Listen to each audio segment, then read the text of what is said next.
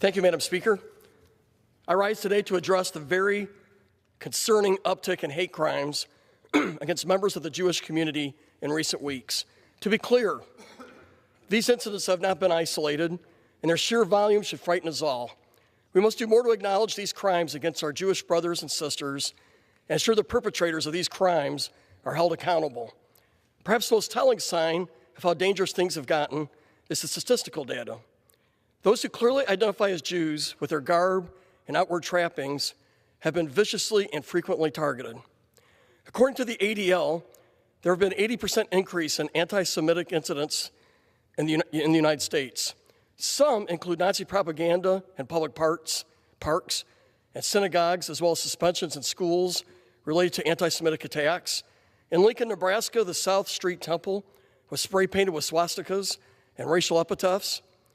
In Omaha, about 75 headstones were toppled and more than $50,000 in damage caused at the Temple Israel Cemetery.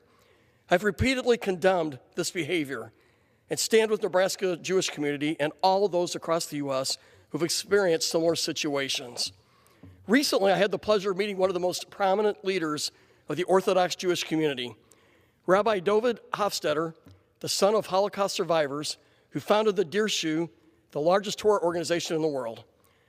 Rabbi Hofstedter was compelled to come to Washington to address my colleagues and I about the very serious issues related to the safety and security of the state of Israel, including the hatred towards Israel that has manifested itself in many cases towards the entire Jewish people.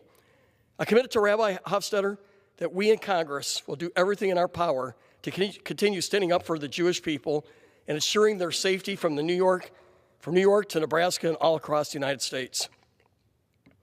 During his address to my colleagues and I, the rabbi remarked that perhaps at no time since the 1930s have we found ourselves in a more similar situation. Jewish lives are being threatened both domestically and on a global scale. However, after watching the hate crimes against our Jewish brothers and sisters over the last few weeks, it's abundantly clear that the rabbi's words were sadly and tragically understated. It's time for all of us in Congress to wake up to the reality of the hatred that's being directed towards the Jewish people and ensure that never again truly means never again. Cowardice emboldens the enemy.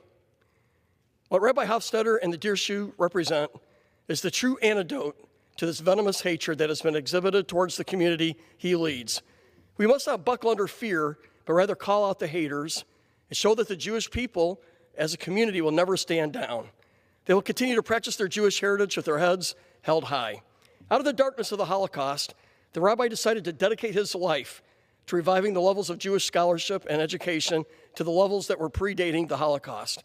As the son of Holocaust survivors, the rabbi's personal life's mission that he's chosen to undertake and execute upon ought to serve as a source of inspiration for every member of this legislative body.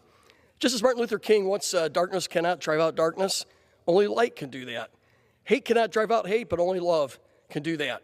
So I thank Rabbi Hofstedter for all that he and the members of the Dirshu continue to do to advance Jewish scholarship and education in the face of the evil that has been perpetrated on their community in recent weeks. May God bless them all.